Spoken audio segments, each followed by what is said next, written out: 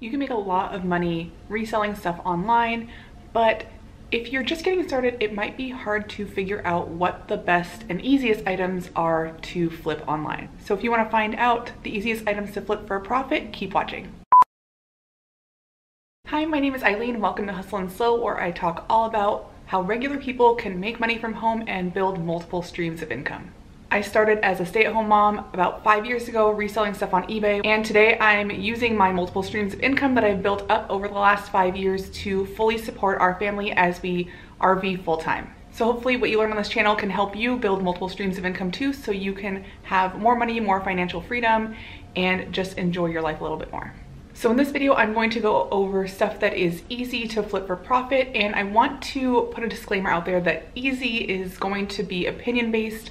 What you think is easy to flip might be different from what I think is easy to flip, but I did try to include a variety of items on here, from things that are harder to find but will flip for a higher profit or that will definitely sell, to items that you can more easily find but maybe not sell for as much money. So there's going to be a good range of stuff here, but either way, if you are looking for items to flip for profit, you're going to find some ideas in this video. Before I get started, I want to thank today's sponsor, which is Vendoo. Vendoo helps you cross-post your items to multiple platforms. They currently support eBay, POSHMARK, Mercari, Depop, Tradesy, Grailed, and then they're also adding Facebook Marketplace shortly. In fact, by the time I post this video, it might be out, or it might be out in a couple of days, but either way, Facebook Marketplace is being added very soon. With Vendoo, you can import your items that are already listed on one marketplace and easily post them on several others in literally just a couple of seconds each. I do in my own business. I've been using Vendoo for over a year, and I recommend it to all resellers who want to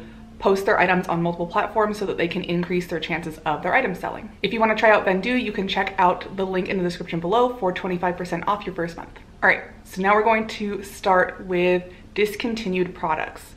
This might be something that you didn't think of before, but think about it this way. If you have a product that you love, like a lotion or a scent of some sort, or something that you eat all the time or you use in your cooking, and that is discontinued, a lot of people are going to try and find as much of that as possible before it disappears forever. Things like spices, different flavors of coffee, even different scents from places like Bath and Body Works, stuff like that gets discontinued all the time, and the people out there that really love that product are going to be looking for that product. So items that are discontinued are going to be a really great thing to pick up, depending on the item, of course. An example of this is the McCormick meat marinade. This has been discontinued and recently sold for $70 for a 5-pack of this, of those little packets of spices. Another one is the thick and zesty pasta sauce mix, and that sold someone recently sold 15 of those for $75. So there's some good money to be had in discontinued items. A few items that I've sold myself that are discontinued are perfumes that stopped being made in the 80s, I believe it was. I found, I think, 8 of them at a yard sale for $1 each, and ended up selling them for up to $300 a piece. Most of them sold into around the $150 range because they were opened or there was some damage to the box. But I made hundreds of dollars off of those 8 perfumes. And this is because it was discontinued in the 80s, and the people who like those perfumes are no longer able to buy them. So they were looking for them on eBay, and I was there to sell it to them. Next up is seasonal items. So think like Christmas, Easter, Halloween, those types of items. You can often get this kind of stuff on clearance after the holiday is over or after that season is over. Things like candy, specialty foods, decor, stuff like that will be on clearance oftentimes, and sometimes people are looking for these on the off seasons, or sometimes with things like decor you have to wait until the next season or close to the next season to sell. So if you picked up a bunch of Christmas decor after Christmas, you might have to wait until next Christmas to sell it. But if you're able to pick up stuff like food, candy, coffee that people might have fallen in love with during that season and aren't able to get out of season, you might be able to sell that stuff for a profit. One example is, I think back in 2019, I bought a bunch of Starbucks Christmas blend coffees. I think they were about $3 each, and I ended up selling probably, I think I had 9 of them, and you can see this example. I sold 3 of them for $38, so I made quite a bit of profit on those. Even though I did this in 2019, people are still doing this. Here's an example of someone who did the same thing. Next up is shoes, and there are shoes being sold at every thrift store, not every yard sale, but lots of yard sales. You can find shoes everywhere. Everybody needs shoes, so it's a great thing to sell, but you need to know what to buy. You can't just buy any random shoe and hope that it sells. You need to know the different brands and styles that are selling, and you need to make sure that they're in good condition. And I'm not talking about like the collectible sneakers or high-end designer shoes. And while there's tons of money to be made there, I don't have the knowledge or the money to invest in those types of items. I'm talking about like the sneakers, the hiking boots, those kinds of things that you can buy for maybe like $5 or $10 at a thrift store or a yard sale and sell for $30, $40, $50, $75. I want to pause right here and say if you're liking this video so far, please give it a thumbs up and don't forget to subscribe and hit the notification bell if you want more videos like this. Next up is clothing, and I know some people don't like reselling clothing, but it's probably the majority of what I sell. I probably sell an 80% clothing. I like clothing because it's easy to find. There's an abundance of it. People are always looking for clothes. Everybody needs to wear clothes. You can get it for pretty cheap, and they're easy to store and lightweight to ship for the most part. So with clothing, you're going to have to learn styles and brands and just kind of work your way into getting that kind of knowledge through research and experience, just like with everything else. But there are so many thousands of brands out there and thousands of styles. So getting to know what's selling is a good idea by doing your own research and kind of learning through your own experiences. Most of the time, you're not gonna buy a piece of clothing for like $5 and sell it for $100. That is not usually what happens. But even if you can sell 20 pieces of clothing for a $20 profit, that's still $400. So there's plenty of money to be made in cheaper clothing, in the $20 to $30 range, or even a little bit higher. That's usually where I like to aim. Next, we have furniture, and this is more local than anything, but local furniture flips can be so profitable on just one item.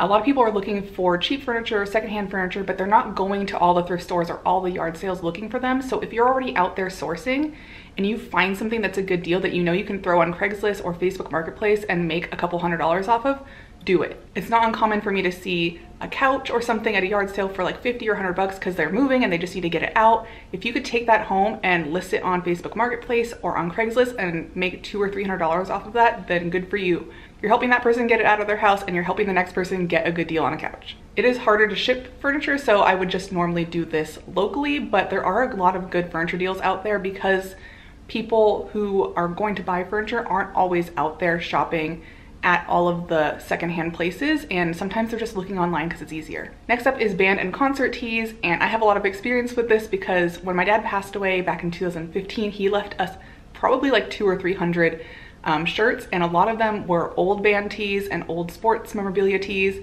So we had lots of shirts to go through. After we kept a bunch of stuff for ourselves, obviously for sentimental value, we still had like 100 shirts that we needed to get rid of because we didn't just want to store them in a box in the garage or something. We wanted someone to be able to enjoy them. So some band tees will go for a crazy amount. For example, this Jerry Garcia shirt that my dad had sold for $125.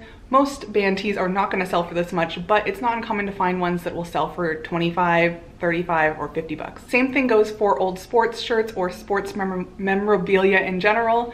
My dad had a lot of that as well, and we were able to sell a lot of that off so that people who are fans of those teams can enjoy them. An example is this Magic Johnson tee. It's a vintage tee, I think from either the 80s or the 90s, and it sold for $70. Usually mugs aren't that great of a find, but they're easy to look at, and I always am gravitating towards mugs. And one of the first really good finds I had when I first started back in 2016 was I was thrifting and I came across these mugs, and for some reason I just kept looking at them even though they didn't really look like anything special, and I looked them up and I was surprised. I ended up finding 3 of them and they sold for between $60 and $148 each. They were these mugs from Pete's Coffee and Tea, I believe, and they sold for a lot of money, I think because of the artists that designed them.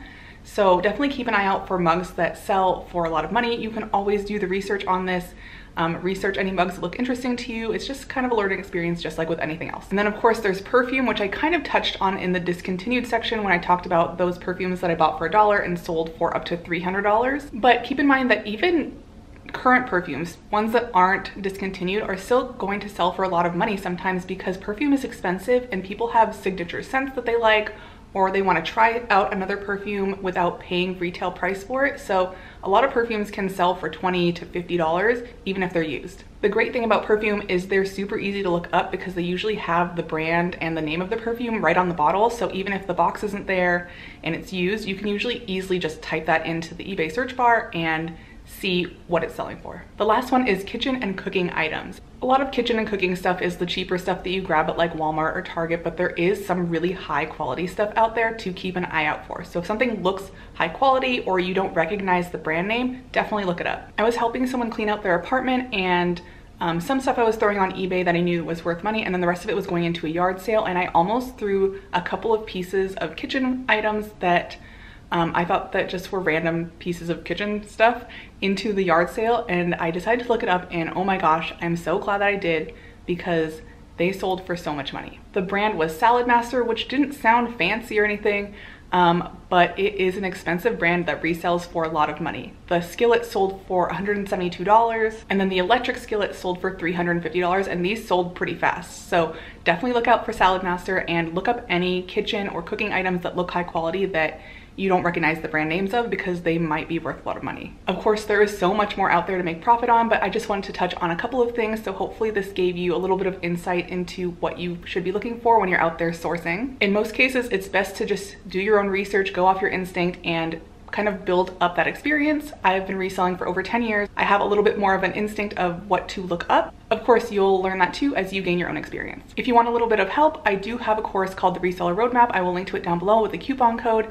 And in the course, I go over how to look up items to make sure they're profitable, and how to just build inventory to make sure it's stuff that A, is actually going to sell, and B, is going to make you a profit, so you're not wasting your time and your money. Thank you so much for watching. I hope you found this video super helpful. If you did, give this video a thumbs up, and make sure you subscribe and hit the notification bell so that you can get alerts when I post new videos. And don't forget to check out this video sponsor, Vendoo. I will leave the link with the 25% off discount down below. Thank you so much for watching, and I'll see you next time. Bye.